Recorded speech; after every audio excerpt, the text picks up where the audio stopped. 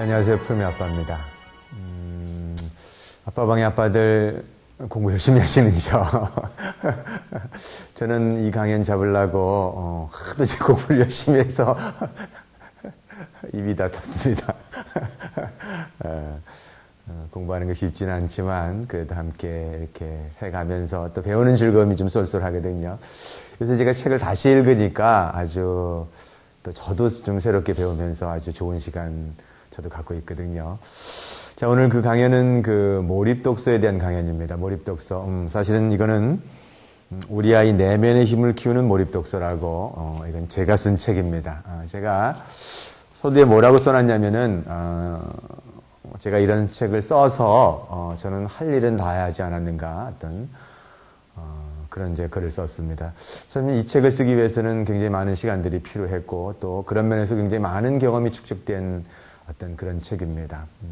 따라서 제가 오늘 강연은요, 이런 내용 쭉 읽어보시면 어떤 내용인지 알기 때문에 저는 이렇게 내용을 쭉 무슨 단계별로 설명하는 것보다는 푸르미 교육법이 이 독서에 관한, 특히 몰입독서, 우리 아이의 내면의 힘을 키우는 이 몰입독서가 기존에 어떻게 독서하고 좀 다른가에 관한 부분을 좀 주제별로 뽑아서 주제에 관한 설명을 좀 하는 것으로서 좀 더 쉽게 이해할 수 있는 어떤 그런 식으로 강연을 진행하겠습니다.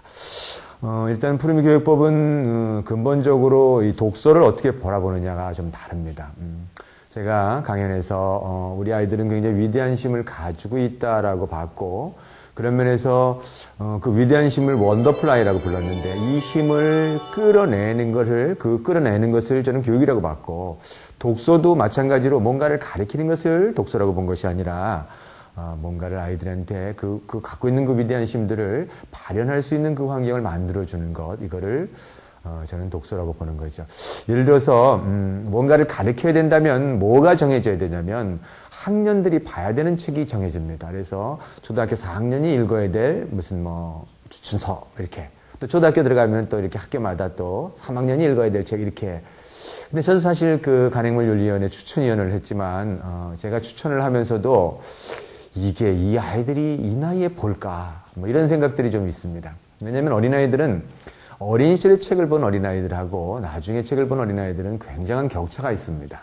특히 어린 시절에 책을 재미있게 봤던 어린아이는 적어도 그 나이의 정신연령보다 15년 내지 20년을 앞서가는 아이들이거든요. 그리고 또 어린아이들은 분야가 굉장히 다양한 분야에 관한, 어떻게 보면은 아이마다 고유한 특성을 가지고 있고 그 특성에 따라서 좋아하는 분야가 굉장히 다른데, 그거를 나이에 맞춰서 이렇게 획일적으로 규정한다라는 것은 사실은 어떻게 보면은 이렇게 의자를 만들어 놓고 몸에 의자를 맞추는 게 아니라 의자를 만들어 놓고 다리를 늘린다든가 포마를 뽑는다든가, 그래서 그 아이를 이렇게 맞추는 것이 아닌가, 어떤 그런 생각이 드네요.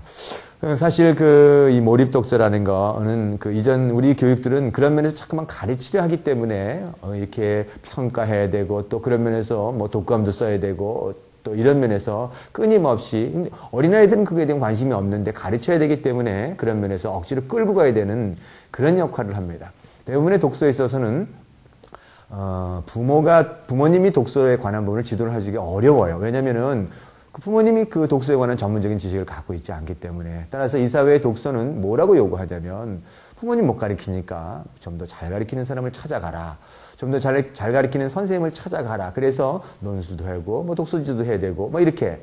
하지만 저는요, 사실 그렇게 생각하지는 않습니다. 저는 독서에 있어서 가장 어떻게 보면 적격자는 부모님이라고 생각합니다. 왜냐하면 부모님은 그 아이의 성장 발달에 관한 부분들을 알고 있고, 또 부모님은 그 어린아이와 굉장히 친밀감을 가지고 있습니다. 교육이라는 것은 부모와 자식 간에 갖고 있는 이 친밀감이 없이는 교육이 이루어지지 않습니다. 그런 면에서 일반 독서는 뭔가 가르치는 선생님의 역할을 하게 됩니다. 그러나 푸르미 교육의 몰입 독서는 뭔가를 가르치는 역할이 아니라 그 아이들이 갖고 있는 그 힘을 발현하려면 이 어린아이들이 이 상황에서 저 상황으로 성장하면서 변화할 때 그 변화를 잘 넘어가게끔 해주는 변화의 중개자 역할을 해야 된다는 거죠.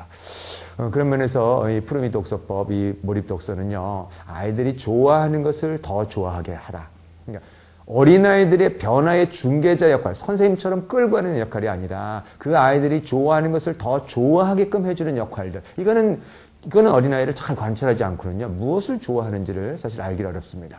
대부분의, 예를 들어서 남자 어린아이 같으면은, 뭐 좋아하는 것들이 정해져 있습니다. 물론 다 남자애들이 그렇다는 건 아닙니다. 여자아이들도 공룡도 좋아하고, 공주도 좋아하고, 물론 남성성과 여성성에 따라서 달라지지만, 대부분의 남성성을 가진 어떤 그런 어린아이들은, 자동차라든가 공룡을 좋아하게 됩니다. 자, 그런데, 자동차를 좋아하는 어린아이들은 자동차의 먼저 이름을 구별하게 되고, 그 다음에 자동차를 많이 보면은 또 많이 갖고 놀고 또 자동차를 굴리다 보면은 그 어린아이들은 어느 순간에 예를 들어서 자동차의 구조로 가거나 아니면 자동차에 관한 문화들, 예를 들어서 독일에서 어떤 자동차가 만들어지고 일본에서 어떤 자동차가 만들어졌는가처럼 이렇게 자연스럽게 다른 분야로 이렇게 관심이 옮겨가게 돼 있습니다. 예를 들어서 공룡에 관한 부분들을 아이들이 좋아한다면 어린아이들은 맨 처음에 공룡 이름 내기 시작을 합니다. 공룡 이름을 구별하는 것이 그 교육에 있어서 구체적인 것이 먼저 가기 때문에 그렇게 공룡 이름부터 나오게 되어 있습니다. 자, 그러면 부모가 변화의 중개자 역할을 어떻게 해주냐면 공룡 이름 내기 시합을 하는 겁니다. 맨 처음에는 물론 부모가 이길 수도 있지만 이런 이름 내기 시합에서는 될 수 있으면 부모가 이기지 마시고 아이들이 이길 수 있게끔, 그래서 좀 더 아이들이 자신이 이기는 전능한 자를 충족시켜 주면서 아이들이 좀 더 이렇게 그 분야에 확장돼 갈 수 있는 어떤 그런 기회를 주시라는 거죠.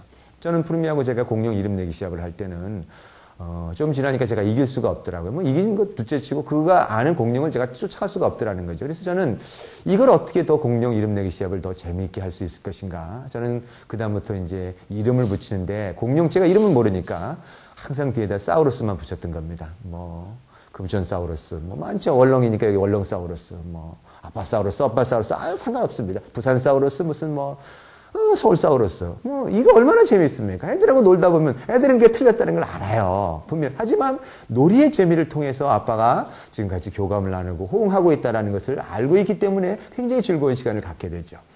그러다 보면 공룡 이름이 굉장히 깊어진 어린아이들은 그 다음 단계는 어디로 가게 되냐면, 공룡에는 보면은 쥐라기 때 무슨 공룡, 백악기 때 무슨 공룡, 이런 그 무슨 귀, 뭐 이런 것들이 있죠. 이 어린아이들은 역사로 가게 되어 있습니다. 따라서 역사에 관한 관심을 갖게 되면은 또 역사에 관한 놀이를 하든가 역사에 관한 여러 자료를 줌으로써 또 역사에 관한 체험들을 줌으로써 그 어린아이가 또 역사에 더 깊어질 수 있는 기회를 주더라는 거죠.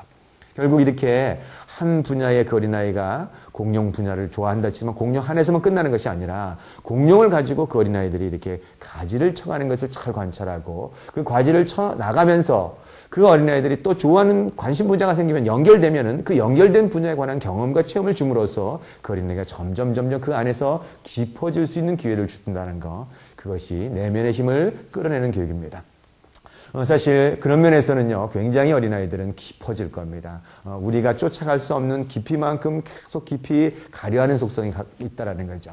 어린아이를 잘 키우는 집에 가면 아이들이 좋아하는 분야에 관한 책들이 대개 뭐 많은 곳에서는 한 200종류, 뭐 할 때는 300종류 가까이, 물론 200종, 300종 골라낸다는 건 쉽지는 않습니다. 되게 어머님들 책 몇 권 주고 뭐 이렇게 많이 줬다 그러지만, 그런데 우리 책만 가지고도 예를 들어서 뭐 공룡에 관한 책들을 200권 준다. 그럼 어디에 200권이 있느냐? 우리 책만 가지고는 안 될 수도 있다라는 거죠. 그 경우에 어린아이들은 뭐냐면 되게 영어로 된 원서조차도 이 어린아이는 보려 합니다. 보려 하는데 어머님들은 공룡에 관한 원서를 주면서도 꺼려하는 게 있어요. 뭘 꺼려하시냐면 우리가 영어를 모르는데 어떻게 영어에 관한 책을 주냐. 저는 제가 그런 얘기합니다. 영어를 모르지만 그림은 못 보는가. 그 어린아이가 영어든 뭐든 간에 그림에 관한 부분들을 통해서 그림에 관한 이미지 작업들을 해내게 되고 공룡을 분류하는 그런 작업들을 하게 돼 있다는 거죠. 따라서 그 아이들이 어떤 분야에 깊어지려 할 때는 더 깊어질 수 있는 기회를 주시라는 겁니다. 아빠가 해줄 게 굉장히 많습니다. 자동차를 좋아하면 뭐 자동차에서 팜플렛을 모아가지고 또 자동차 가지고 거기다 이름 붙여서 한글을 가리킨다든가 이렇게 그 항상 좋아하는 분야를 가지고 더 깊어질 수 있는 그런 어떤 연결을 만들어준다는 거. 우리는 이걸 뭐라고 부르냐면 지식의 내비게이션, knowledge 내비게이션이라고 합니다. 이 분야, 특히 그런 것들을 잘 해줄 수 있는 것들이 어떤 걸 통해서 잘 해줄 수 있냐면 백과사전을 통해서 아이들의 백과사전을 이렇게 어떤 분야를 좋아하는지를 잘 관찰하고 있으면 아이들의 관심이 어디로 가고 있는지를 알기 때문에 그에 관한 책들을 충분히 줄 수 있다는 거죠. 되게 우리는 그 편독시키면 안 된다고 얘기합니다. 그러나 제가 볼 때는 편독시켜야만 됩니다. 이 편독이라는 게 그 어린아이들이 좋아하는 시기에 특정한 책을 좋아하게 돼 있습니다. 그런데 우리가 균형된 독서를 준다 그러면 뭐 전래동화도 몇 권 읽어야 되고 창작동화도 몇 권 읽어야 되고 이렇게 들어가면 어린아이는 한 분야에 깊어질 수 있는, 몰입할 수 있는 어떤 그런 기회를 주지 않기 때문에 그 어린아이는 어느 분야도 깊어지지 않는다라는 거죠. 근데 만일 그 아이가 좋아하는 분야를 정말 깊이 체험할 수 있는 기회를 주게 되면 그 어린아이는 거기서 또 다른 가지를 치고 가면서 시간이 지나면 그 순간만은 편독이지만 그러나 시간이 지나고 난다면 그것은 편독이 아니라 모든 분야에 깊어지는 상황. 그래서 결국은 시간이 지나면서 균형된 독서에 이르게 된다는 겁니다. 재미있는 것은요. 만일 이 아이가 한 분야, 특히 책 분야에서 깊어지면 그 어린아이는 예를 들어서 음악을 하든 아니면 운동을 하든 간에 어떤 분야에 가든 간에 그 깊이만큼 도달하려 할 거라는 겁니다. 자, 그런 면에서 교육을 끌어낸다는 것, 책도 마찬가지입니다. 이 끌어낸다라는 것에 비춰보면은 그 다음에 교육을 판단할 수 있는 어떤 그런 면에서 판단 기준이 많이 만들어질 수 있고요. 두 번째, 이제 푸르미 교육법, 특히 몰입 독서에서는 이 몰입이라는 말들이 지금 강조되어 있습니다. 몰입이라는 것은요, 어떤 면에서는요, 그 어린아이가 제가 몰입에 대한 강연을 했습니다. 몰입은 정신이 어떻게 보면 주의라는 에너지가 이렇게 이 리듬감을 가지면서 그런 면에서 모든 이 정신 질서를 갖고 있으면서 그 모든 순간, 모든 에너지가 한 분야에 어떻게 보면 집중해서 이렇게 투입되는 그러면서 그 투입되는 그 과정 속에서 그 어린아이는 굉장한 성취를 이뤄내게 되는 성장에 대한 기쁨을 갖게 됩니다. 어린아이가 몰입이 자연스럽게 일어나는 것은 그 어린아이가 성장할 때의 기쁨, 인간이 갖고 있는 가장 근본적인 기쁨 중에 하나가 배운다라는 기쁨. 그래서 성장해 가는 그 기쁨에 관한 부분들을 주기 때문에 몰입이 깊이 들어가는 어린아이들은 이 몰입에 관한 부분을, 그것이 그 어린아이에게 행복을 주기 때문에 결국 몰입을 더 깊이 들어가려고 더 깊이 들어가고 더 깊이 들어가는 어떤 그런 속성을 갖게 되어 있습니다. 자, 그런데 푸르미 교육법을 하기 이전에는 이 몰입에 관한 부분들을 두려워했습니다. 어린아이가 어느 분야를 깊이 들어가는 것 자체를 우리가 두려워했기 때문에 따라서 이 몰입을 반대했다라는 거죠. 푸르미 교육법에 와서 비로소 이 몰입에 들어가는 것에 관한 부분들을 그렇게 두려워하지 말라라는 것들이 보편화됐고 또 그런 면에서 어린아이들이 깊이 들어가는 그런 특성들을 현장에서 보여주니까 이 교육이 퍼져나가게 되는 겁니다.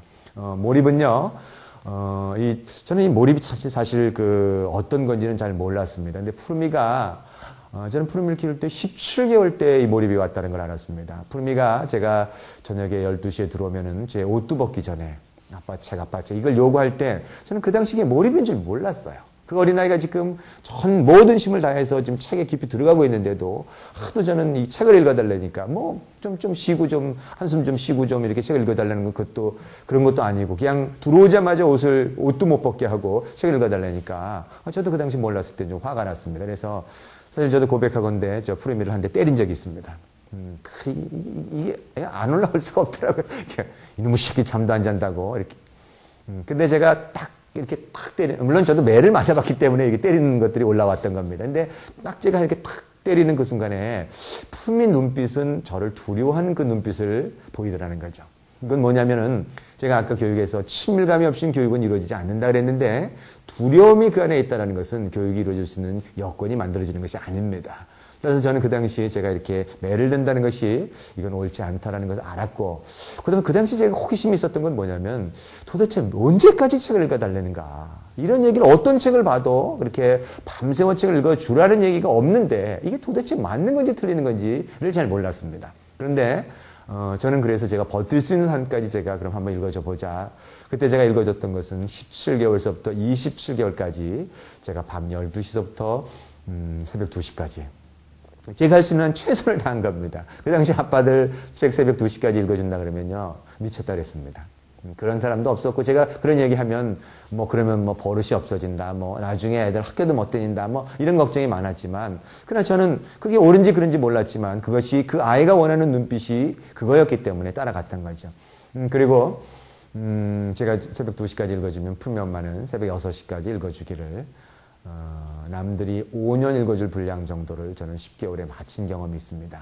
만일 그때 이것이 또 물론 불안했습니다. 이게 언제 정도 끝난다라는 것을 몰랐을 때 불안한 거죠. 지나고 나니까 대부분의 경우가 되게 한 1년 안에, 몰입이 1년 정도밖에는 지속되지 않습니다. 책에 관한 몰입들이, 왜냐면 물론 그 이후에도 몰입은 계속되지만 그 정도 되면 1년 정도만 되면 아이들은 벌써 글을 알게 됩니다. 그 안에 책을 읽는 그 노출에 관한 부분들이 굉장히 많아서 나중에 부모가 읽어주다 너무너무 힘들게 되면 부모가 옆에서 읽어주다 잠들면 그 어린아이는 그 안에서 글을 읽게 되는 그 과정 속에서 스스로 책을 읽기 때문에 당연히 그렇게 오랫동안 2년, 3년 뭐 이렇게 몰입해서 밤을 새서 읽어 달라 그러면 그건 못할 겁니다. 하지만 요 짧은 시간에 할 수만 있다면, 이 짧은 시간에 그가 몰입할 때 그 몰입을 채워줄 수 있다면 그 어린아이는 것은 대단한 성취를 이뤄내게 되어 있습니다.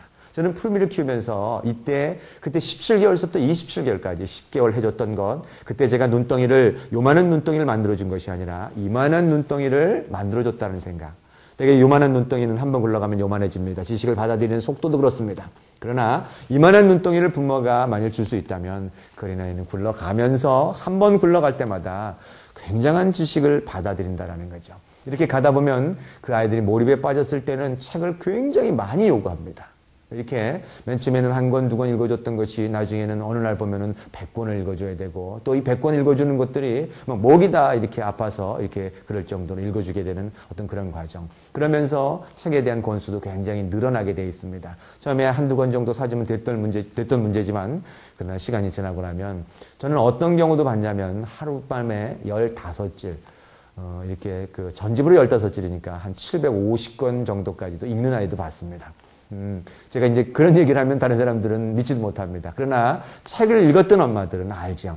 되게 지금 푸르미닷컴에서 책을 잘 읽는 어린아이들을 보면 그 집에 가보면 한 10,000권 가까이 됩니다. 10,000권이 되는 집도 있고 10,000권을 넘어가는 집도, 저희 집에도 한 8,000권 정도 되지만 푸르미닷컴에 우리 아빠 방에요. 이렇게 교장 선생님이신가요? 숲송님 집에 가도 숲송님 집에 책이 한 14,000권 정도 되나요? 그 집 나중에 이사 가다가 8톤 트럭이 빵꾸 날 정도로 하도 책이 많으니까. 그런데 이 10,000권의 책을 준다라는 거, 이거는요, 절대 어린아이가 책을 안 보면 이 책을 줄 수가 없습니다. 어린아이가 책을 안 보는데 부모가 아무리 책에 대한 어떤 그런 이해가 있다 치더라도 300권 이상 줄 수 없을 겁니다. 왜요? 안 보는데 어떻게 줍니까? 또 그렇게 안 볼 때는 사줄 때 돈도 좀 아깝습니다. 하지만 어린아이들이 책을 좋아하고 보게 되니까 보는 과정을 쫓아가다 보니까 어느 사이에 10,000권이 되는 거죠. 사람들은 그런 얘기를 합니다. 어떻게 밤에 아이들을 재워야지, 이렇게 그렇게 밤에 몰입에 들어가는 것들을 그냥 놔둔가. 또 어떤 사람들은 그런 얘기까지 합니다. 어린아이들을 그 학대 아니냐. 근데 이건 부모가 그 어린아이를 잠을 못 재우게 하는 것이 아닙니다. 그 어린아이들 책을 읽을 때 보면 책이 너무 좋아서 눈이 또렷해집니다. 이거를 쫓아가다 보면, 그 아이가 좋아하는 것을 쫓아가다 보면 쫓아가는 그 과정 속에서 그 어린아이들이 즐거우니까 이렇게 밤을 새는 거지. 부모가 어린아이를 자지 말라고 있잖아요. 이래서 책을 읽어줘서 이건 그 어린아이 책을 좋아할 수가 없다라는 거죠.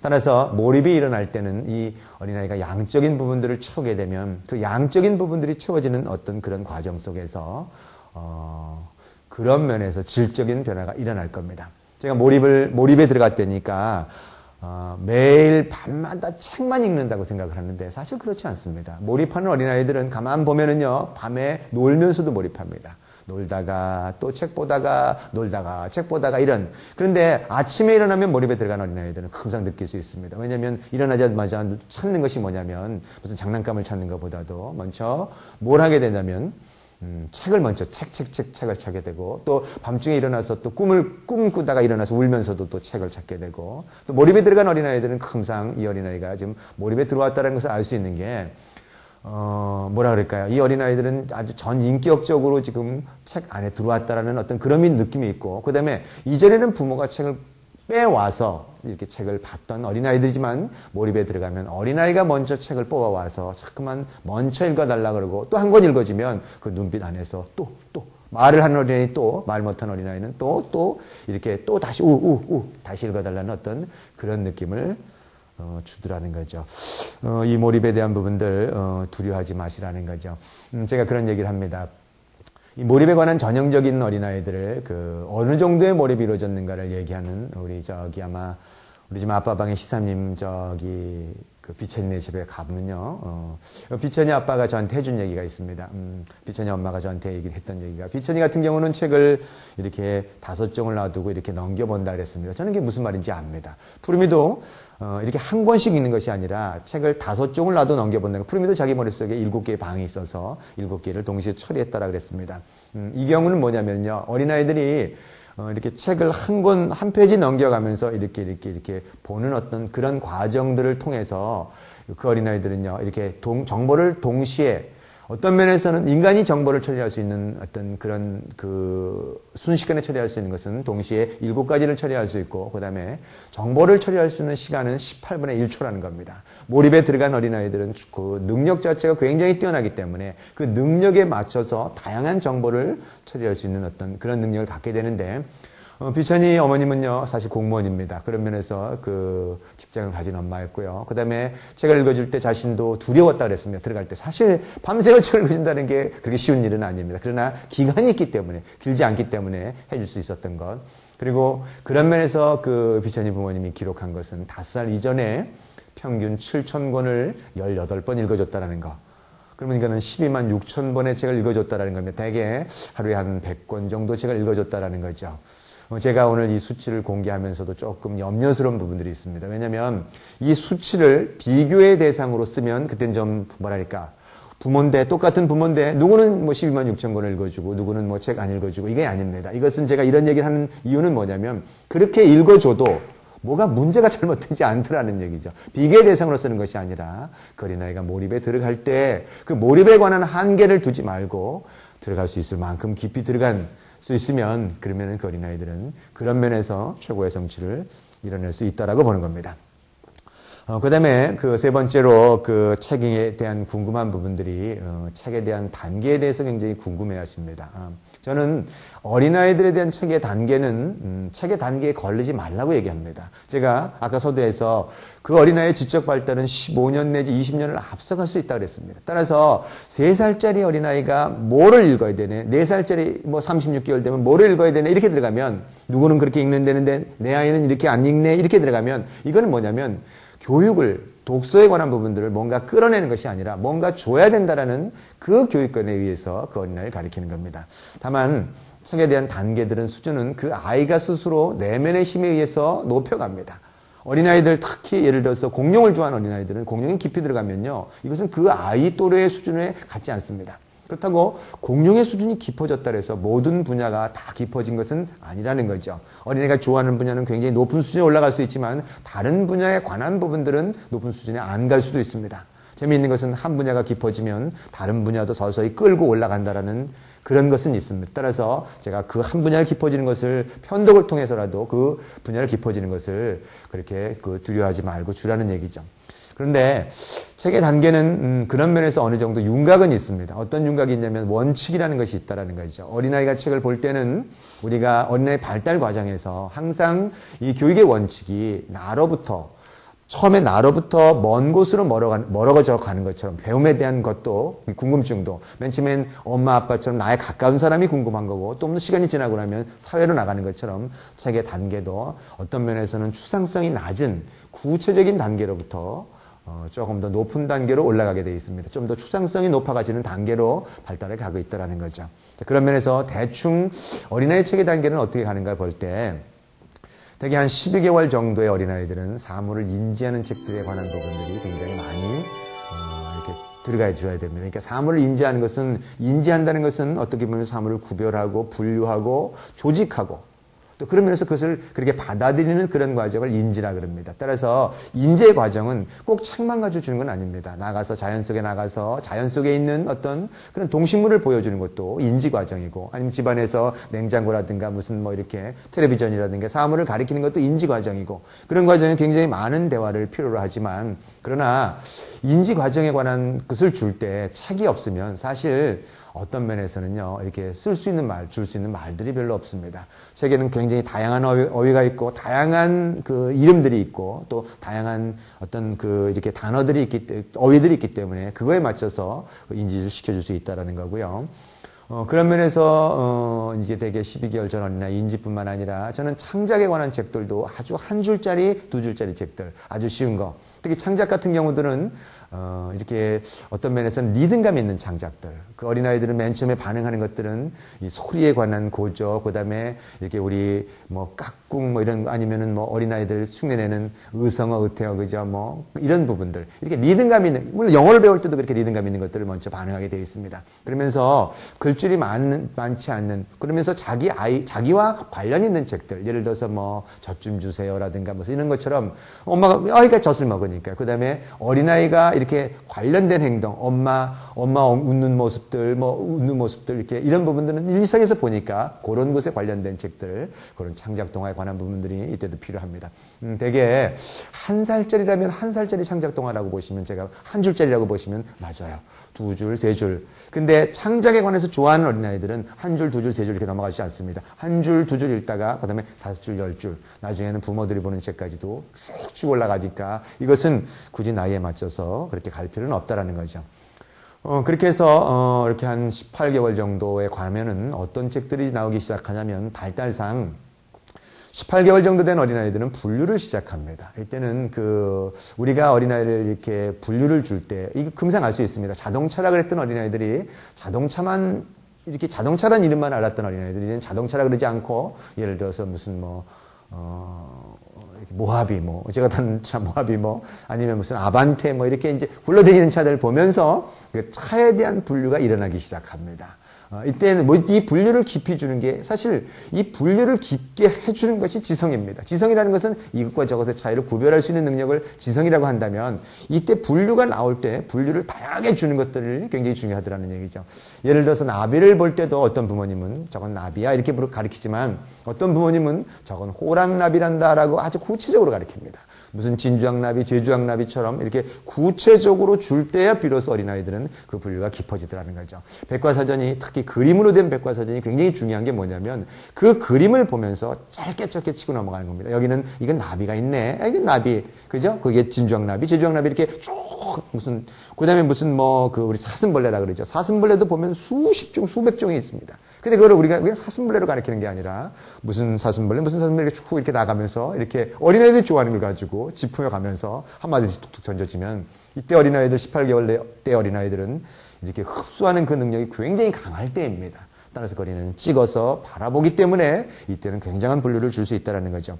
제가 무한계 인간에 대한 개념들, 무한계 인간은 자신을 정말 사랑하는 사람을 무한계의 어떤 그런 인간이라 그랬고, 또 그 어린아이들은, 무한계 인간의 어린아이들은 사실 어린 시절에 이 백과사전을 본 어린아이들 중에서 요새는 전혀 다른 분야가 나타나지 않고, 책에 볼 때 휴식기가 나타나지 않고 그냥 그 배움에 대한 즐거움 때문에 이렇게 흡수하는 능력들을 굉장히 깊이 갖는데 그때 보니까 이 백과사전을 본 어린아이들 중에서 그런 어린아이들이 굉장히 많더라 이거죠.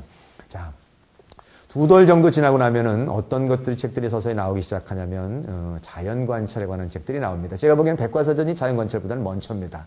왜냐하면 백과사전은 다양한 분야가 나오기 때문에 그것이 우리가 굳이 자연에 안 나가도 이 다양한 것들을 가르쳐 줄 수 있지만 그 자연관찰은 자연에 있는 것들, 동물이라든가 식물이라든가 이런 주변에 있는 것들에 관한 부분들, 다만 이런 자연관찰은 우리가 눈으로 볼 수 있기 때문에 그 눈으로 보면서 얘기해 줄 수 있죠. 그러면서도 거기서 분류를 가르칠 수도 있고 글도 가르칠 수도 있고 또 보면서 이렇게 재밌게 놀 수도 있는데 자연관찰은 이렇게 자연관찰에 관한 책을 보여줄 때는 제가 보기에는 체험이 굉장히 중요합니다. 이거를 단지 책을 통해서 가르치는 것도 중요하지만 먼저 경험한 것이 먼저 가게 되어 있습니다.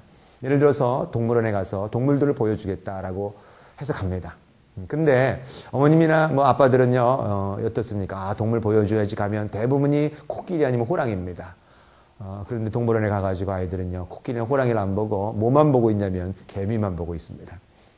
그럼 뭐하러 동물원에 데려갔습니까? 억울하죠. 하지만 자연관찰을 동물원에 가서도 아이가 개미가 보는 게 그게 관심이기 때문에 그때 돈 아까워하지 마시고 개미에 관한 얘기를 좀 더 해줘서 집에서도 개미를 관찰할 수 있지만 거기서 보면 개미는 또 다른 개미거든요. 따라서 그 어린아이가 그 순간순간에 자연에 나가서 배울 수 있는 기회를 주시라는 거. 특히 엄마가 여자 어린아이들은 이 자연에 관한 부분들을 흥미를 안 갖는데 어떤 경우에 이 자연관찰에 관한 흥미를 안 갖게 되냐면 예를 들어서 곤충을 보고 어우 징그럽다든가 이런 거 있죠.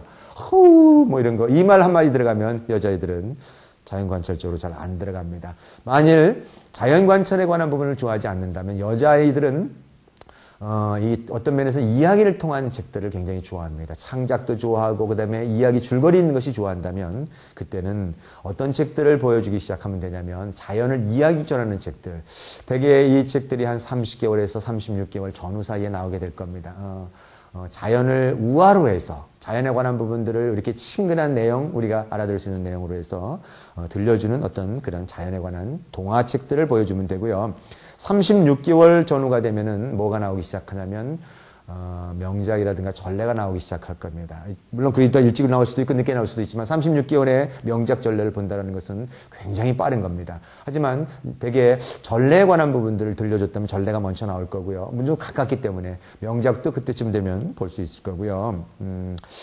한 60개월 전으로 가면은 이 어린아이들이 이제 추상성에 관한 부분이 증가하면서 역사라든가 위인 또 무슨 원리 이런 것들이 필요하죠. 이때 필요한 것들 제가 보기엔 36개월서부터 60개월 사이에는 이 어린아이가 이게 뭐야 저게 뭐야 이런 단계에서 뭘로 가게 되냐면 왜 그래 단계로 갑니다. 왜 그래 단계에서는 사실 부모가 설명해 줄 수 있는 것들이 많지 않아요.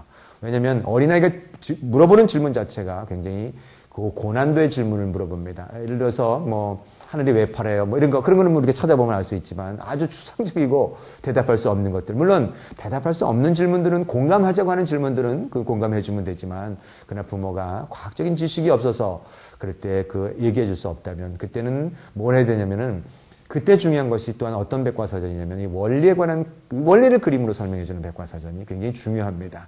제가 이 브리테니카 비주얼 사이언스를 만든 것도 사실은 이때 왜 그래 그럴 때 하도 왜 그래에 대한 질문이 많아서 제가 이거를 대답해 줄 수 없었기 때문에 이거에 대한 필요성을 굉장히 느꼈던 겁니다.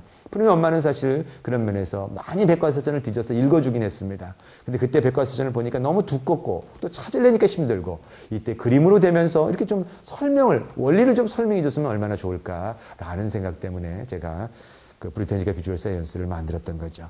자, 어떻든 간에 이때 원리에 관한 부분도 이렇게 36개월에서부터 60개월 이 사이에 빠른 어린애들은 36개월 지나면서 나오게 되고 대부분 60개월 정도 되면은 이때쯤 되면은 원리가 나오게 되고 이때쯤 되면은 뭐에 또 그렇게 미치기 시작하냐면 만화에 미치기 시작할 겁니다. 사실 이 나라 교육에서는 이제 만화에 대한 부정적인 견해를 갖고 있는데 저는 만화가 부정적이지 않다고 봅니다. 왜냐하면 모든 교육이 구체적인 것부터 추상으로 넘어갈 때 지금 60개월 전후의 아이들은 추상이 나오는 시기입니다. 만화를 볼 때도 이 시기입니다. 근데 만화라는 것은 그림이 있다라는 거죠. 그림은 글씨보다는 훨씬 더 추상이 강한 겁니다.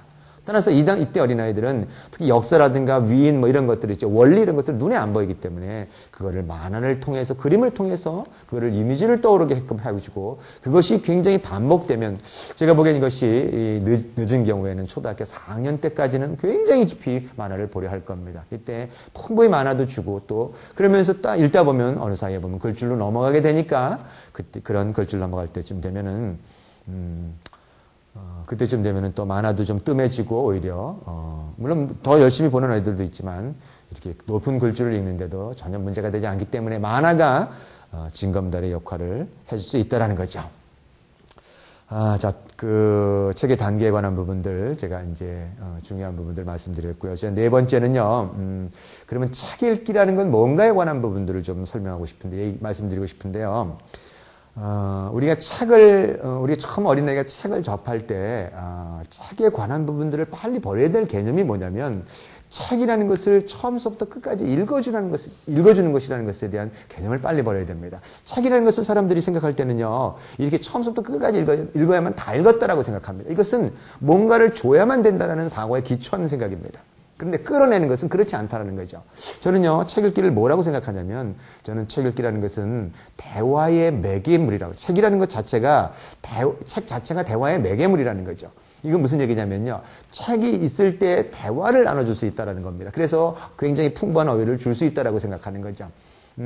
대화를 나눌 때는 한 사람만이 그냥 일방적으로 대화를 나누지는 않습니다. 책 읽기라는 것은 서로 주고받는 어떤 그런 겁니다. 그래서 아이는 듣고 있고 엄마는 읽어주고 또 아이가 또 이렇게 질문하면 또 대답해주고 뭐 이런 과정들이 반복되는 거죠. 자, 그런데 어린아이가 책을 읽는 이렇게 이 양태를 보면요. 이 책을 읽으면서 지식을 흡수하는 그 형태가 좀 다릅니다. 예를 들어서 눈을 통해서 받아들이는 어린아이들은 항상 책에 관한 부분들을 조용히 옆에서 듣고 있습니다. 그런 애들은 눈을 통해서 쭉 엄마가 읽어주면 그림을 쭉 보고 있죠. 그런데 귀로 듣는 어린아이들도 있습니다. 귀로 듣는 어린아이는요, 어떻게 하냐면요, 이렇게 돌아다닙니다. 뭔가 하고 하면서도 엄마가 읽어주는 걸 듣고 있으면요, 그럼 엄마가 이놈이 지금 책을 읽나 안 읽나 이런 생각이 드는데 사실은 책을 듣고 있는 겁니다. 그리고 행동을 하고 있는 거죠. 그런데 그래서 엄마가 얘가 책을 안 읽는다 싶어서 책을 그만두면 엄마 왜 나 듣고 있는데 엄마 읽어주세요. 이거는 듣고 있는 겁니다. 근데 이 아이, 엄마가 좀 조용히 책을 안 읽어줬을 때 아이가 아무런 반응이 없으면 그때는 책을 듣는 것이 아니라 이미 관심이 그 분야로 넘겨갔기 때문에 그때는 뭐 굳이 일부러 책을 읽어줄 필요는 없다라는 거죠. 세 번째는 책을 이렇게 읽을 때 몸으로 배우는 아이들이 있습니다. 이런 어린아이들은요, 아주 질문도 물론 이제 눈을 보내도 질문도 많지만 어떻게 보면 조금 뭐라 그럴까요? 이렇게 좀 복잡한 게 아니라 바쁘다 그럴까요? 예를 들어서 사고가 나왔다. 그러면 어린아이는 자기가 좋아하는 사과에 관한 책들 또 다 끊어와야 됩니다. 그리고 또 냉장고 가서 사과도 가져와야 되고, 몸을 통해서, 체험을 통해서 배우는 어린아이들, 이것은 귀로 배우느나 눈으로 배우나 몸으로 배우나 이것이 어떤 우열의 차이가 있다는 얘기가 아닙니다. 배우는 이 정보를 받아들이는 방식이 다르기 때문에 그거에 맞춰서 줘야 되는데, 따라 그런 면에서 한 사람이 대화를 나눌 때는 엄마가 읽어주면은 또 아이는 듣게 되고, 또 이렇게 대화를 나누다 보면 또 아이가 상상을 쭉 하게 되면 또 부모는 또 상상을 같이 쫓아갔다가 또 대화 나누다가 또 책으로 들어왔다가 이거는 책을 뭔가를 학습으로 주고 배워야 될 대상으로 주는 것이 아니라 이 아이와 함께 즐기고 노는 그 과정으로 가게 되더라는 거죠. 어머님들이 조심하셔야 될 게 책에 관한 부분을 처음부터 끝까지 읽는 것이라고 생각하면 어린아이들은 아주 어렸을 때 책을 읽을 때는 항상 어떻게 책을 보냐면요. 자기가 좋아하는 분야 그리고 자기가 좋아하는 그 페이지 자기가 좋아하는 동물이 있으면 동물 아니면 뭔가 있으면요. 그거만 보려 합니다. 그래서 책을 보면은요, 어린아이는 빨리 책을 넘기려 합니다. 근데 어머님이요, 책을 처음부터 끝까지 읽어줘야 된다고 생각하면, 그때는 어머님이 그 마음이 있으니까 애가 책을 넘기는, 지금 관심 분야로 가고 싶어 하는데 그 관심 분야를 가지 못하게끔 손으로 잡게 되더라 이거죠. 이 어린아이들은요, 그 절대 책을 좋아하지 않습니다. 따라서 자연스럽게 그냥 어린아이가 함께 좋아하는 것을 수십 번, 수백 번 반복해도 부모가 읽어줄 땐 수십 번, 수백 번이나 지겹습니다. 하지만 어린아이들은 그것이 단지 그 안에서 읽어주는 그 글자만 받아들이는 것이 아니라 그림을 보면서 다르게 상상하고 또 조그만 걸 찾아내고 그 안에 부분에서 많은 그림을 해석하면서 대화를 나누고 있기 때문에 절대 그 어린아이는 지겹지 않다라는 거죠. 또 한 가지는요, 어머님들이 이렇게 책에 대한 부분들을 줄 때 이렇게 어린아이가 이 책을 이렇게 보면은요, 물고 빨고 집어 던지는, 맨 처음에 오면 어린아이 당연한 겁니다. 물고 빨고 던지고 이런 부분들을 하는데 이래서 입에 빨고 돼 있잖아요. 그래서 뭐 책을 살 때는 물론 어린 시절에 책 사는 것은 잉크 자체가 이렇게 유해해서는 안 되는 그런 잉크를 쓰는 어떤 그런 책이 이렇게 필요하죠. 자, 그런데 물고 빨고 집어 던지니까 엄마가 그거를 유리장에 놔두고 그냥 열쇠로 잠가 버립니다. 그 경우에는 뭐하러 책을 사셨어요? 그건 책을 그 어린아이가 장난감처럼 갖고 날지 못하기 때문에 그런 경우에는 책을 좋아하지 않게 됩니다. 그 어린아이가 물고 빨고 먹어봤자 책 몇 권 못 먹습니다. 아빠도요, 그 어린아이 물고 빨고 집어 던진다 그래서, 이거 얘가 책을 싫어한다. 아니면 이거 이렇게 잠그는 거에 대해서는, 반대하시기 바랍니다. 그냥 갖고 놀 수 있게 자연스럽게 좀 더 찢을 수도 있는 겁니다. 그러나 시간이 지나서 좀 더 분별이 일어나면 그렇게 많이 찢지는 않습니다. 그 다음 주제로는요, 이 몰입 독서에서는 책을 학습으로 주지 않습니다. 푸르미 교육법에서는 저는 그 내면의 그 위대한 원더프라이의 힘을 끌어내는 원리가 놀이와 재미라고 그랬습니다.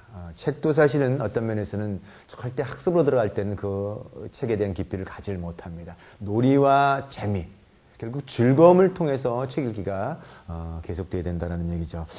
그런 면에서는요, 우리가 조심하셔야 될 게 뭐냐면요, 어린아이가 책을 읽어달라 그럴 때 이 마음이 걸리면 안 됩니다. 책에 대한 마음이 걸리지 말라는 얘기는 뭐냐면은, 어머님들은 책에 대한 마음을 안 걸린다고 얘기하는데 제가 보기에는요, 이렇게 그 느낌상 걸리는 어머님들 굉장히 많습니다. 예를 들어서 어린아이가 책을 안 보고 블록을 좋아한다 그러면 블록을 싹 감춥니다. 왜냐면 책을 안 보잖아요. 그러면 책 읽는 시간이. 그리고 책을 어떻게 보면은요, 어린아이는요, 그 마음 읽습니다. 안 읽을 수 없어요. 왜냐면, 어머님 자체가 그 책에 대한 즐거움이 있느냐, 없느냐, 이게 굉장히 중요하거든요. 어머님은 이렇게 말로 쓰냐, 책 읽어라, 책이 중요하다, 이렇게 얘기합니다. 하지만 본인이 책을 안 봐요. 이게 무슨 얘기죠? 우리 정보는요, 엄마가 말하는 것에 관한 정보는 7%밖에 안 된다 그랬습니다. 정보의 93%는 엄마가 보내는 눈빛, 그다음에 말의 톤, 억양, 뭐 리듬 이런 부분들. 근데 어린아이는 아주 본능적으로 이걸 읽게 돼 있습니다. 엄마의 마음을. 책에 관한 부분들을 부모가 먼저 책을 좋아하는 그 마음을 가져야 된다는 것은. 근데 우리는 그런 경험이 없기 때문에 우리가 책을 그렇게 잘 안 읽게 되면 결국은 뭐냐면 어린아이한테는 어떤 메시지를 주게 되냐면 너 책 보지 마라. 책 재미없는 거야. 이거 있죠. 분명히 말은 책은 재밌는 거, 책은 읽어야 돼. 책은 중요한 거 이렇게 들어가지만 부모 자체 행동 안에서는 책 읽지 마라. 사실 이중구석입니다. 부모가. 그러나 어린아이들은 항상 책이라는 것은 지겨운 거야. 사실 우리가 책을 안 읽게 되는 가장 근본적인 것은 우리가 교육받는 학교 시스템 내에서 책이라는 것이 즐거운 것이 아니었습니다. 이게 가장 큰 문제인 것 같아요. 그래서 책을 읽지 않고도 우리는 사실 우리 세대만 해도 공부 달달달달 외워서 하는 건 공부들 있죠. 저 그거 잘합니다. 사지천장 찍는 거 잘합니다. 하지만 저도 진정으로 어린 시절에 학교 다닐 때는 이 배움에 대한 즐거움을 가지고 공부를 한 것이 아니라 책이 너무너무 행복하고 즐거워서 읽은 것이 아니라 점수 따기 위한 공부를 한 것이 아니었던가 이런 생각을 합니다. 요새 와서 제가 이런 강연을 하면서 막 책 읽는 즐거움에 미치겠습니다. 미치게 정도가 아니라 제가 이렇게 요새 있는 책들을 쭉 보면서 입술 터지게 보세요. 뭐냐면은 그거를 번역해준 저자한테도 감사를 합니다.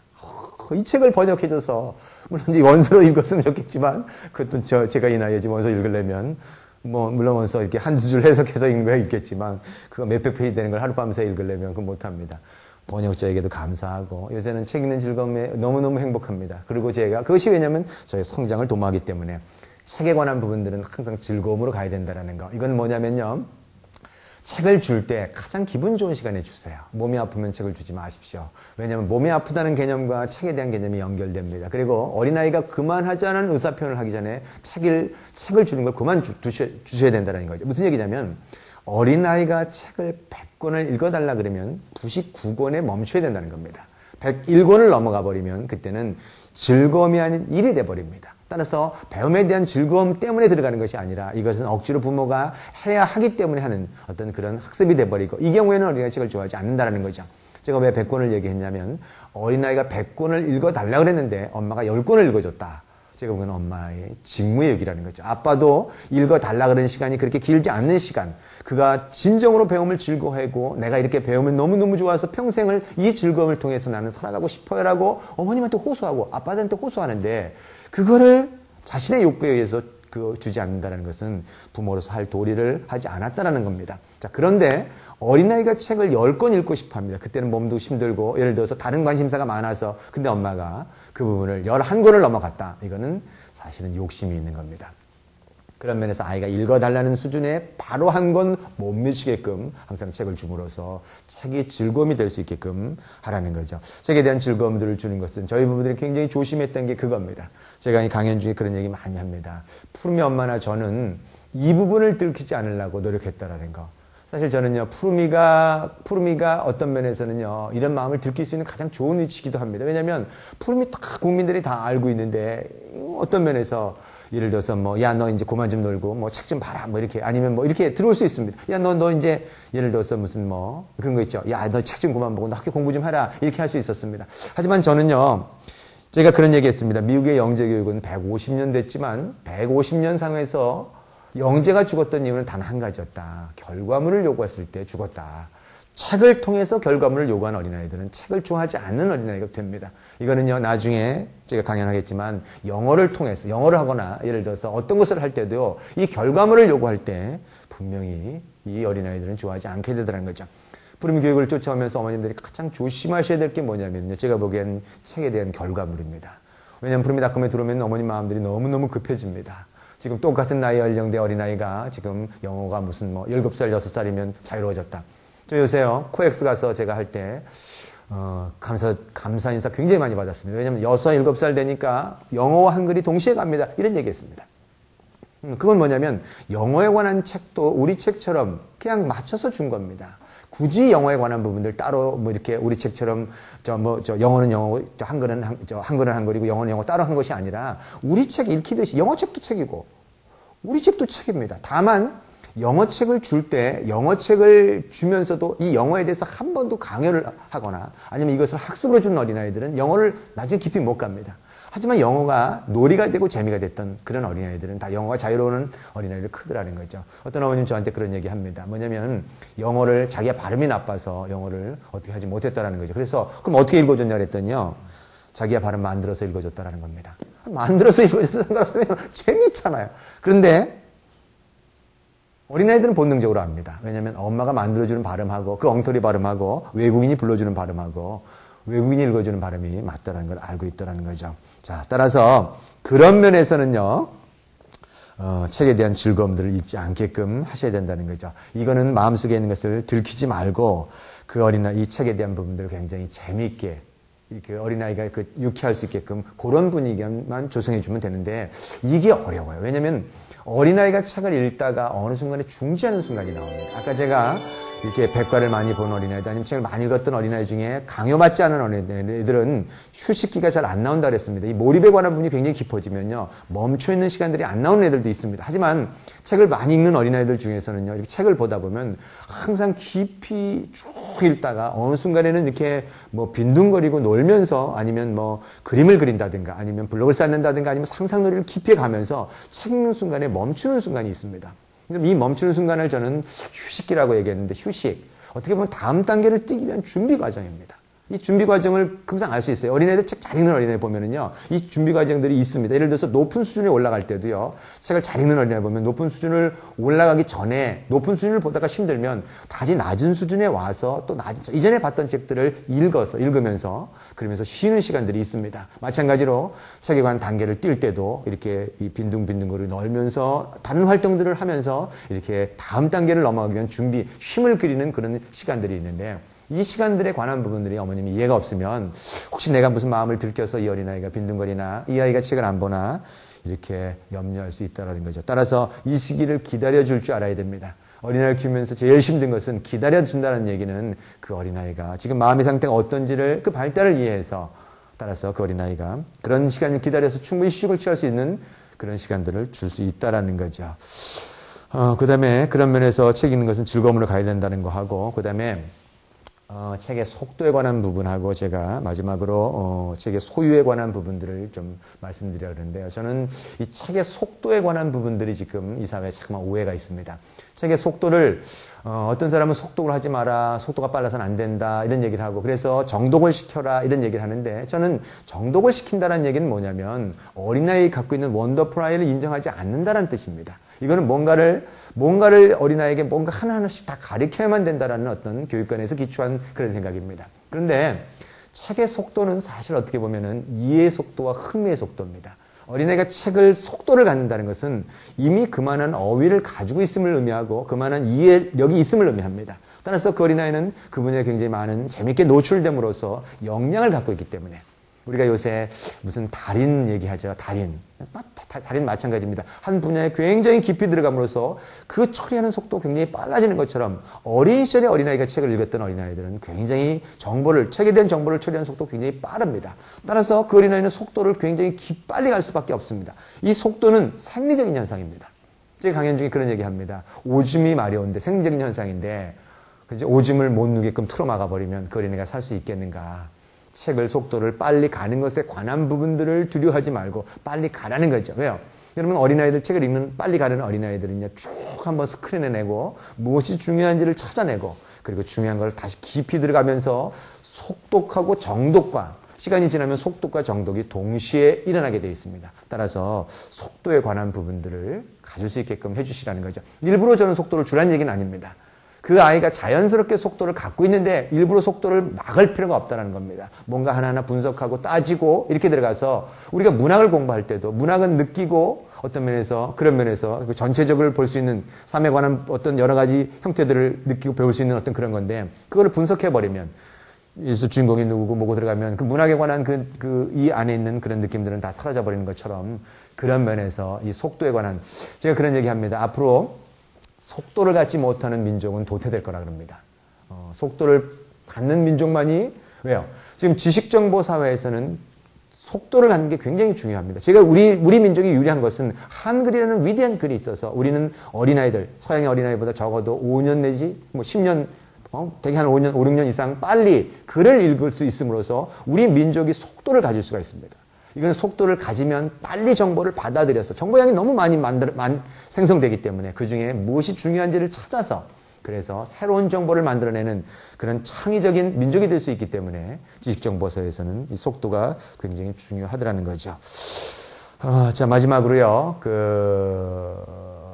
이 소유에 관한 부분들, 되게 이제 푸르미닷컴에 10,000권의 책을 사준다 이러니까 굉장히 부담스러워 하시는 분들 계십니다. 저는요, 10,000권의 저는 경제에 따라가야 된다고 생각합니다. 푸르미 교육법을요, 사실은 가난한 자의 교육이라고 얘기합니다. 이 교육법이요, 돈이 많아서 이 교육을 시킨 건 아닙니다. 제가 경산에 갔을 때 한 어머님이 저를 보고 우시는 제가 아빠 방에서도 그런 얘기 했습니다. 그 우는 이유는 돈이 없었기 때문에 이렇게 아파트에서 책들을 이렇게 주워다가 그 아이한테 초등학교 들어가기 전에 한 2,000권 가까이 익혔고 또 그 어린아이가 초등학교 들어가니까 너무너무 뛰어나서 이거 돈이 없어도 이렇게 정성에 따라서 이렇게 그 아이를 키웠기 때문에 이 교육을 그 가난한 자의 교육이라고 얘기하는 것이 이건 사랑 없으면 될 수 없는 사랑 없으면 할 수 있는 교육도 아니라는 거죠. 소유에 관한 부분들을 저는 줄 수 있으면 주는 것이 중요하다고 생각합니다. 왜냐하면 소유라는 것은 전능한 자아에 관한 부분에서 특히 우리가 행복을 느낄 때 1차적인 행복은 있는 그대로 사랑받을 때 느끼지만 2차적인 행복은 전능한 자아가 충족될 때입니다. 이 전능한 자아는 어떻게 해서 충족이 되냐면 소유를 통해 주어집니다. 우리가 소유가 굉장히 중요하다는 얘기를 하는데 소유가 충족된 어린아이들은 분배를 할 줄 압니다. 그러나 소유, 내가 가져보지 못한 사람들은요, 절대 남한테 나눠주는 것이 이 부분이 채워지지 않았기 때문에 움켜쥐게 되어 있습니다. 저의 경우에도 이렇게 움켜쥐는 부분들, 주기 싫은 부분들이 있습니다. 이것은 뭐냐면 어린 시절에 소유를 채우지 못했던 그런 부분들은 나눠주기가 좀 어렵더라는 얘기죠. 저는 사실 어떤 면에서 어린 시절에 소유를 가져보지 못해서 어른이 돼서도 제 소유를 포기하는 어떤 그런 성향이 굉장히 강한 소년 과정의 기질도 사실 거기로부터 나왔습니다. 뭔가 나눠줘야만, 그래서 나눠줌으로써 제가 인정받을 때만 저의 가치가 있다라고 생각하는 어린 시절의 소유를 제대로 채우지 못했던 그런 면도 있더라는 거죠. 제가 이 소유에 관한 부분들을 저는 이걸 초록이를 통해서 깨닫게 됐던 것이 푸르미한테는 저는 책을 사줬지만 제가 초록이한테는 책을 사주지 못했습니다. 왜냐하면 형 거를 보면 된다는 그런 생각 때문에. 그런데 어느 순간에 제가 어느 책에서 책을 안 읽는 어린아이 중에 그 원인 중에 하나가 자기 것에 대한 소유가 없을 때 안 본다라는 그런 걸 읽었을 때 제가 깨달은 게 하나 있었습니다. 이건 내 거에 관한 부분을 주지 않았기 때문에 초록이는 어떤 것도 자기의 소유가 없었기 때문에 그것이 자기 것이 될 수 있는 그런 환경이 주어지지 않았기 때문에 그 분야에 깊이 갈 수 있는 기회가 별로 없었다는 얘기죠. 소유에 관한 부분들을 좀 주시되 초등 들어가기 전까지는 제가 보기엔 소유가 굉장히 중요합니다. 그런데 초등학교 들어가서는 경제적으로 힘든다 그러면 그때는 도서관이라든가 이럴 때 어린 시절에 도서관을 가는 것도 물론 그래서 책을 빌려올 때는 상관없지만 어린 시절에 도서관에 갔을 때는 잘못하면 사람들하고 부딪힘으로써 오히려 책을 읽는 과정 속에서 다른 사람한테 이렇게 피해를 주게 되고 또 그걸로 인해서 그 어린애가 갖고 있는 그 수치심에 관한 부분들을 더 강화시켜서 오히려 정서적인 혼란을 줄 수 있기 때문에 가서 이렇게 야단 맞을 상황을 만들지 않는 그 상황 속에서 오히려 이렇게 부딪히는 환경들을 최소화시키는 것이 중요하지만 그러나 이 경제적인 부분이 힘들다 그러면 그때는 초등학교 과정 정도 들어가면 이렇게 좀 사주는 것도 중요하지만 빌려오는 것도 굉장히 중요하고 그런데 아이들이 보는 것 중에서도 정말 좋아하는 책이 있습니다. 정말 그 책을 수십 번 수백 번 반복해보는 책들은 좀 사줌으로써 그 아이들이 좀 더 책으로 더 깊이 갈 수 있는 기회를 주시라는 거죠. 여기서 그 소유에 관한 부분 중에서 전집과 단행본에 관한 부분들이 사람들이 얘기하는데 저는 전집과 단행본에 관한 부분들의 차이가 저는 별로 없다고 생각합니다. 저는 단행본주의자도 아니고 전집주의자도 아닙니다. 저는 전집도 중요하고 단행본도 굉장히 중요하다고 생각합니다. 근데 푸르미 교육법은 끌어내는 교육입니다.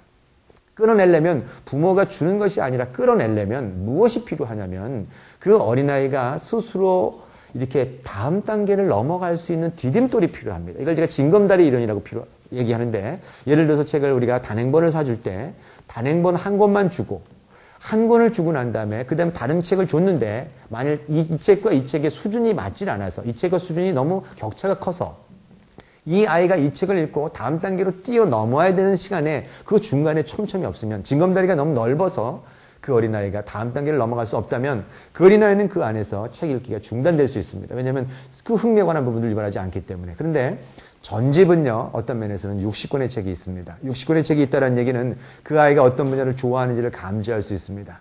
좋아하는 분야 중에서 이 아이가 우주를 좋아한다면 저는 어떻게 했냐면 우주에 관한 전집 안에서 다시 전집 중에서 우주를 좋아한다면 우주에 관한 단행본들을 다시 끌어모아서 이게 분야에 관한 뿐만 아니라 한 분야의 깊이를 줌으로써 그 어린아이가 어느 분야를 건너뛰던 간에 그 스스로의 힘으로 갈 수 있게끔 해줬다는 거죠.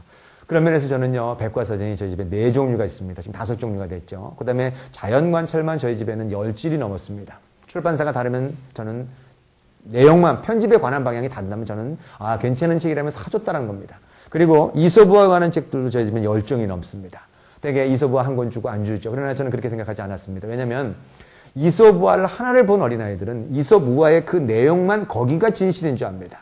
근데 이솝우화를 다양하게 읽었던 어린아이들은 이솝우화가 출판사마다 다를 때마다 나오는 내용이 다를 때마다 이거는 다르게 받아들인다는 거죠. 그리스 로마 신화를 여러 종을 읽었던 어린아이, 만화를 통해서 읽고 또 아니면 글줄을 읽었던 어린아이, 또 아니면 여러 각도에서 읽었던 어린아이, 삼국지를 여러 각도에서 읽었던 어린아이들은요, 항상 이게 뭘 구별하게 되냐면, 예를 들어서 이런 주장이 정설이고 이것은 이설이다. 이렇게 그 안에서 하나에만 편견으로 잡히는 것이 아니라 다양한 각도를, 다양한 시각을 받아들이고 그러면서 굉장히 내면의 풍요로움을 갖게 되는 그런 어린아이로 크더라는 겁니다. 따라서, 전집에 관한 부분들과 단행본에 관한 부분들은 전집이 어떤 면에서는 전체를 볼 수 있는 숲을 준다면 단행본은 또다시 내면에 안에 있는 나무를 줌으로써 스스로 성장할 수 있는 어떤 기회를 주게 되고, 특히 푸르미닷컴에 있는 그 아이들을 그 아빠 엄마들은요, 전집이 굉장히 필요할 겁니다. 왜냐하면 저는 이 경험상으로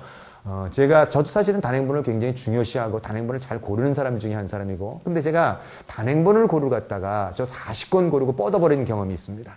이 단행본 한 권 한 권 하루에 찾는다는 게 너무너무 힘들어서 못 견딥니다. 그럼 사실은 부모가 여러 가지 할 일도 많은데 책 고르다가 사실은 다 시간 보낼 수는 없거든요. 따라서 중요한 부분에 전집을 주되 이 어린아이가 전집으로서 채워지지 않는 분야가 있다면 그것은 단행본으로 채워주시고, 그 다음에 전집에 관한 부분도요, 이 60권의 책을 샀는데 아이들은 10권만 봅니다. 10권만 보면은요, 10권을 볼 때는 아깝죠. 근데 만약 그런 전집이 여러 종류가 있으면은요, 여기에서도 10권, 여기서도 10권, 여기에서 10권. 그럼 이 안에서 60권 보죠. 그러면 이 어린아이는 여기를 보면서 나머지 안 봤던 50권을 다시 보게 되는, 여기서부터 확장이 일어나면서 어느 순간 불이 붙어버리면 그때는 굉장히 무서운 속도로 타버리는 어떤 그런 경험들을 하게 됩니다. 자, 오늘 제가 여러 가지 그 책에 관한 그냥 보편적인 질문들, 그 어머님들이 굉장히 많이 하는 어떤 질문들에 관한 부분들을 모아서 가장 중요한 부분들에 관한 부분들을 강연을 했습니다. 조금 더 깊은 내용들 더 많이 알고 싶다면, 이 책을 좀 더 깊이 읽어보시면, 몰입독서에 관한 책을 좀 더 깊이 읽으시면, 그 몰입독서 안에 내용이 굉장히 상세히 들어있기 때문에, 참고하시고요. 그 다음에, 그래도 내 아이에게 적용시키지 못하겠다.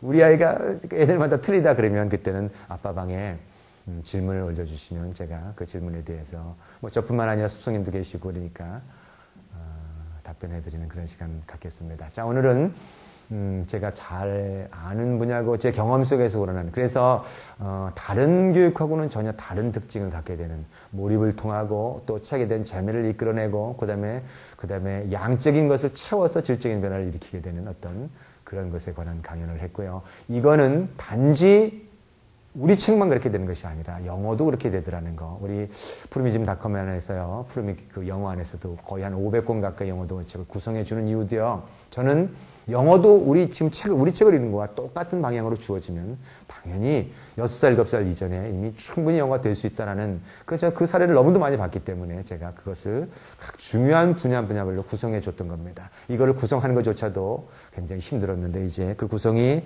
어느 정도 마무리가 돼서 내년 1월 정도 지나고 나면 아마 전체적인 구성은 다 끝날 겁니다. 시간이 되면 나중에 영어에 관한 강연도 어떻게 영어를 할 것인가에 관한 부분도 제가 강연해 드릴 수 있는 어떤 시간 한번 갖고요. 오늘은 그 몰입독서에 관한 본강 3번째 강연을 이걸로 마치겠습니다. 들으시느라 고생 많이 하셨고요. 공부하시느라 고생 많이 하셨습니다. 네, 고맙습니다.